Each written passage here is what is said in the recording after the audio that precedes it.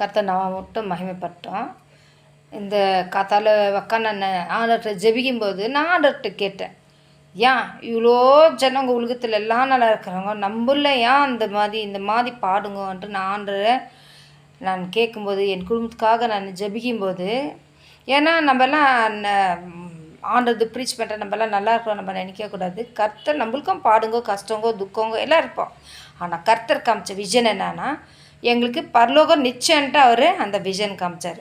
அப்போது எனக்கு மட்டும் காமிச்ச அந்த விஷன் உங்களுக்கும் காமிக்க மாட்டாரா? காமிப்பார்.